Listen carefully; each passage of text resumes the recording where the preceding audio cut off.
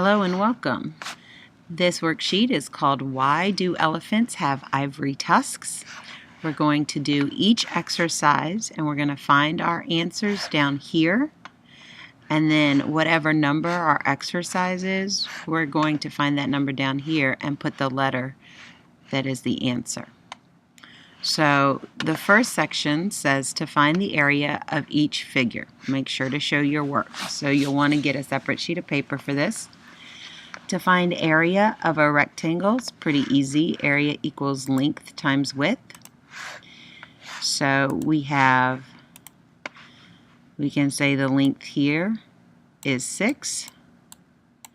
Our width is 4. So to find the area, we have 6 times 4. I'll let you do that on your own.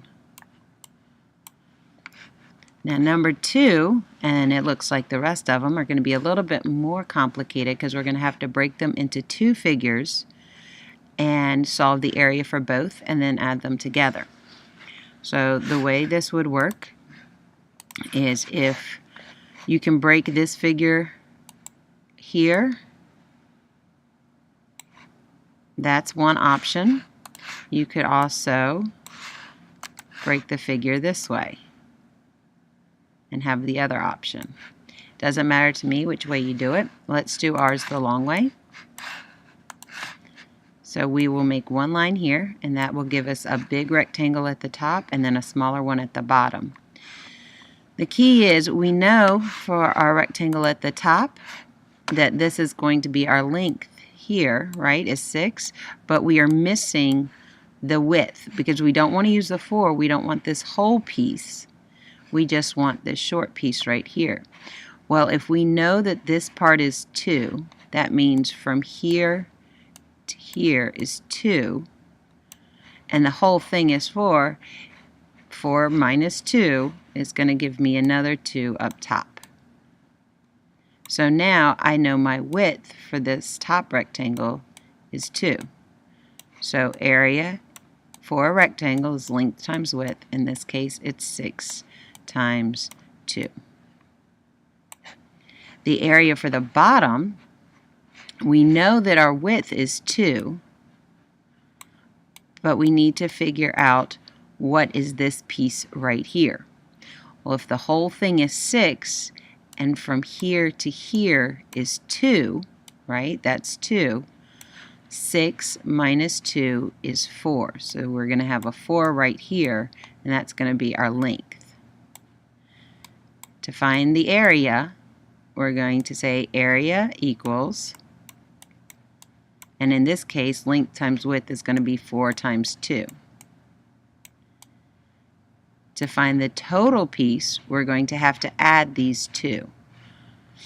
So you're going to have the top piece plus the bottom piece, and that will give you your total. For number 3, we're going to have 3 different rectangles. We're going to have this rectangle here and another one over here. Again, you could split it long ways, doesn't matter. So we have here this big rectangle at the top. My length is going to be 6. And again, I don't want the entire 4. So if I split it, knowing that this bottom piece they give me, right, this section right here is 2, because they tell me that, and if it's a rectangle, it's got to be the same on both sides. So that means, again, I have 2 left over for the top piece, because the whole thing is 4. So 4 minus 2 leaves me with 2 left over. So that's going to be my width for this top piece. So area is going to equal 6 times 2 again. For the bottom piece, I know that the middle section here is 3, because they tell us that right here, but I need to know these 2 separate pieces. And we're going to have to take this and divide it in half. So 6 minus 3 is 3. So I know that together each side equals 3, but to find what each one separately equals, I need to divide that in half. So 3 divided by 2 is going to give me 1.5. So for each of these, I have my width is going to be 2, and my length is going to be 1.5. And that's on both sides. So this is also going to be a 2 for my width. And my length is going to be 1.5. Okay, so to find area, you simply multiply 2 times 1.5. And this is why it's really helpful to do this on another sheet of paper, because as you can see, it starts getting a little crowded. And the same thing over here. You want to say 2 times 1.5. Because we have 3 rectangles, you're going to want to have 3 things that you add together. So we have the big rectangle plus the 2 smaller pieces. And that's what you're going to use to get your total for this problem. All right, let's go down to number 5. Number 5, again, it's in kind of L shape, so we're going to need to break it into 2 pieces.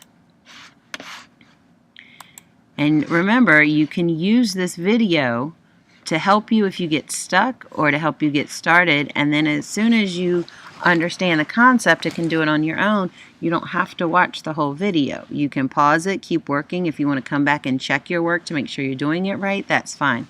But you don't have to sit and watch the whole thing if you understand it. These videos are to help you, if you get stuck.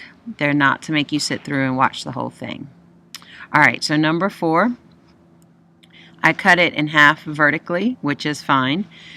You can do it horizontally too, either way. In this case, my whole piece here is 10. So we're going to make this my width. And then my length is just this piece right here, the 5. I don't need the whole 8 because remember, I cut it right here. It stops. So here we would have 10 times 5. Over here, we know this little piece is 6, so that's going to be our width. And now we need to figure out, okay, well, what's this piece right here? What is this length going to be that we can multiply it by? If we know the whole thing is 8, right, that's our vertical piece down here, we need to find another vertical piece. So it's kind of like perimeter looking for the missing sides. We're going to subtract 8 minus 5, and that will give us 3. So you would take 8 minus 5, because those are your other 2 horizontal side-to-side pieces. And that's where we got the 3 from. So in this case, we're going to say 6 times 3. So for number 4, we only have 2 pieces we need to add together. We have the 10 times the 5, and we have the 6 times the 3. Okay, let's look at number 5. Again, we have 2 rectangles that we can create. I have this one right here. We know this is a 7, so this can be our width. But I don't know the length of this smaller piece. So we're going to take the whole thing, which is 12, and subtract the 7. So 12 minus 7 is 5. So we know our length is 5. And the reason that I use 12 and 7 is because those are the 2 pieces that look the same. I'm not going to use a vertical piece if I want to find out something that is horizontal. It doesn't work that way. So we have 7 times 5.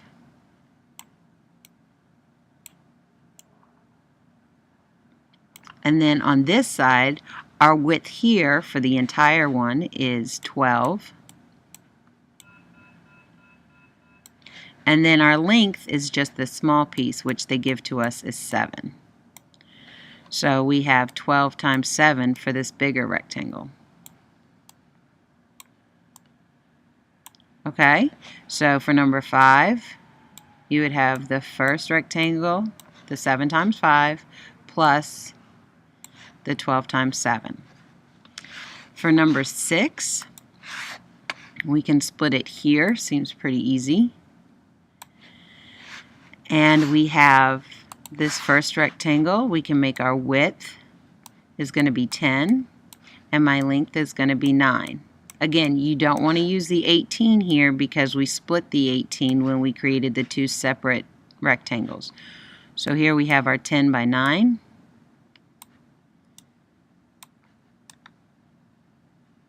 And over here we see that 5 is the width here, but we're going to have to do a little bit of math to figure out our length. So we need to know, okay, what is our length?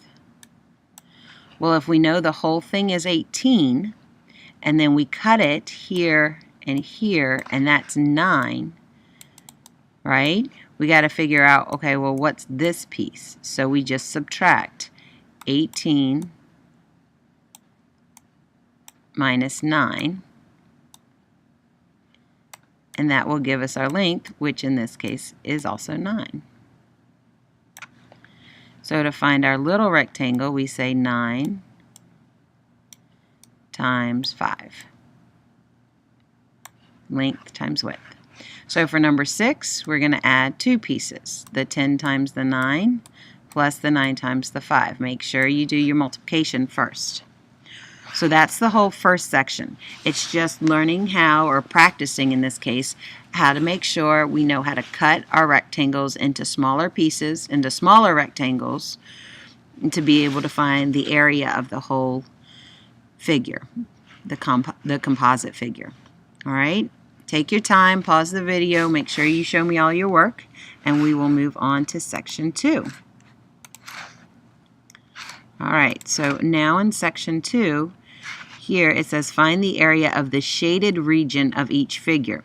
So whenever you're looking for the shaded region, that means we're going to have to do some subtracting because we're going to have a piece that's not shaded. So to figure out this larger rectangular piece, right, this guy right here. So first you want to figure out, well, what's the overall size, and then we can subtract the smaller piece. So this one is going to be 15 by 20. And when I say, it kind of looks like an S, let me try that again. Okay, 15 by 20.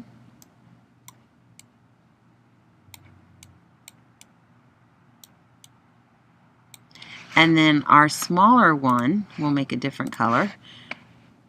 This one here is going to be a 7 by 7. So we have this little square here.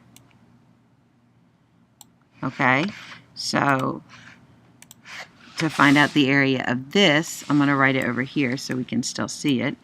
We're going to say 7 times 7. And then in this case, you're going to want to subtract these two. So you're going to say the area here, the 15 by 20, and then you say minus the 7 times 7. And that will give you all the shaded region that's left over. So let's look at it here with number 8.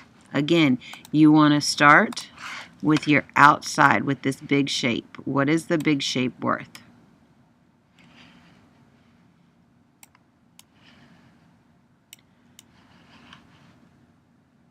And in this case, our big shape is going to be an 8 by 16. So we're going to say 8 times 16. That's our big shape. Then we have 2 smaller shapes. So this is going to be a little bit more. It's not too much. We're actually going to want to add these 2 shapes together to be able to give us the total that we're going to have to subtract. So if I take these 2 shapes and I find the area of them first, so the area of these 2 are going to be 5 times 4 here, and again 5 times 4 on the other side as well. So now watch what happens. You're going to take your large shape, the 8 by 16, okay, so this is going to go here, and you're going to want to subtract the sum of. And what that means is you're going to add these two first. So that's why they're in parentheses. So I'm going to say 5 times 4 plus 5 times 4. And then this bigger answer, subtract the smaller pieces. And that will give me all the shaded regions. Now please keep in mind, if you get a negative answer, you put something wrong in the calculator. Distance, area, circumference, perimeter, any of that never ever will be negative. You can't have negative space. It just doesn't exist in this level of math. Now, go study some quantum physics and black holes. Maybe you could have something then. But right now for 8th grade math, all your answers are going to be positive. All right, last one in this section, number 9. We are going to, now we have a very tiny, right, shaded region, but it's the same thing. The first thing you want to do is figure out what's your big piece.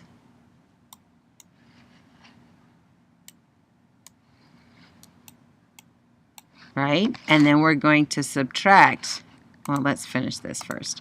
Our big piece is going to be, so I'm going to write it out over here. Our big piece is a 30 by 30, so you multiply 30 times 30.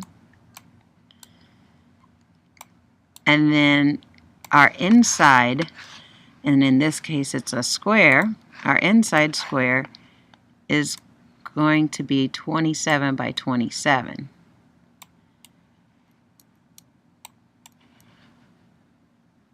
Alright, so then we're going to subtract this smaller piece here. So the inside piece is 27 times 27. And when you get these two pieces, you're going to subtract them.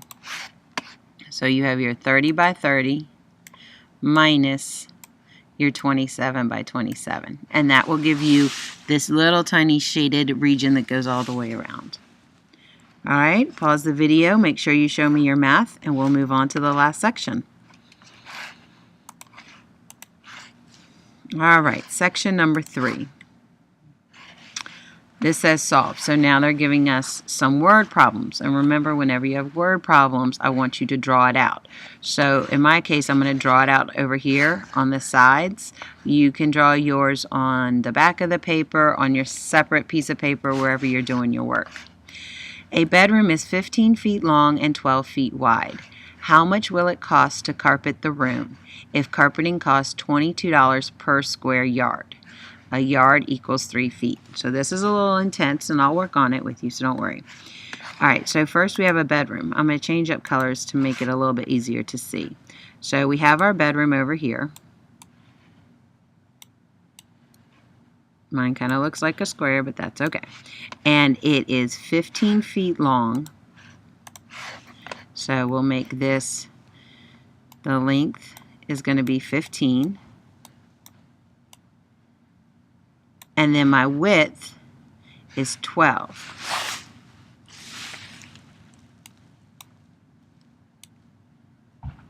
Okay, that's my width. So to find the area of a bedroom, we're going to say 15 times 12.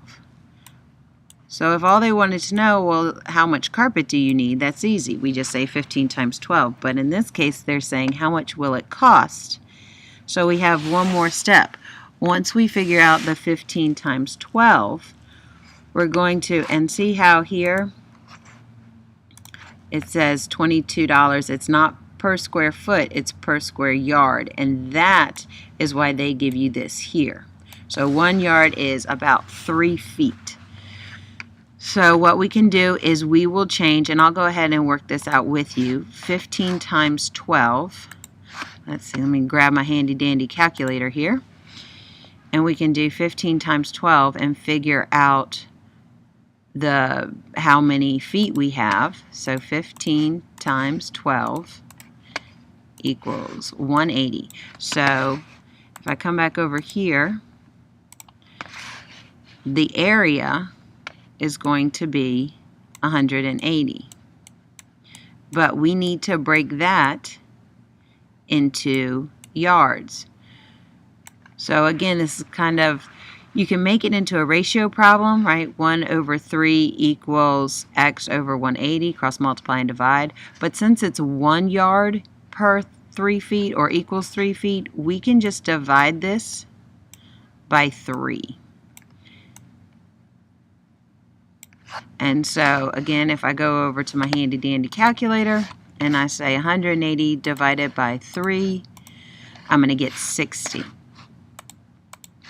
So I have, this is going to give me 60 yards. Okay? You're going to take this, and this is when I'm going to stop doing the math and let you do it. And if it's 60 yards and it costs $22 per square yard, I'm going to have to take this and multiply 60 times the $22, because $22 is just for 1 square yard and we have 60 of them. So it's going to be 60 times 22. So make sure you write all of this down on your paper so you understand where you get these numbers from. And that will be your answer for number 10. For number 11, I'm going to put it on this side. A rose garden in the city park is rectangular and is 9 meters wide. If the area of the rectangle is 144 meters squared, what is the length of the garden? So this is you're going to have to work backwards on this one, okay? So first, let's go ahead and we'll use, we can probably do it right here. Okay, we have our rectangle, and we know that it's 9 meters wide. So we know that the width is 9. That's my width.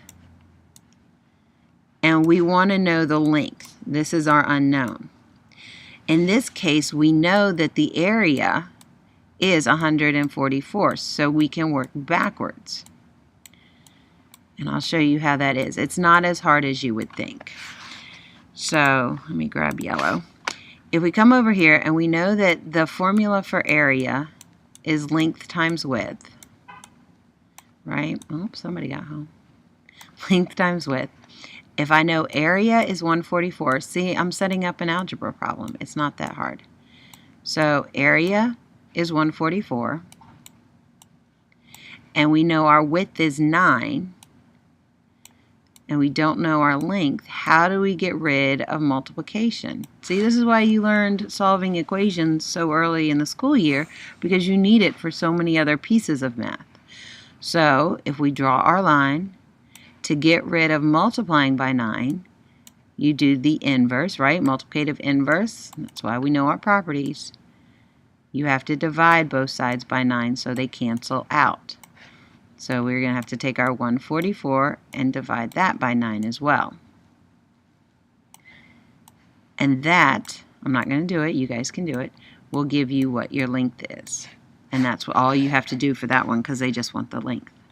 Remember, for every answer you get, you put the letter down here depending on what your answer is. So number 11, if I said, I don't know, it's 24, then here I would say E. Okay?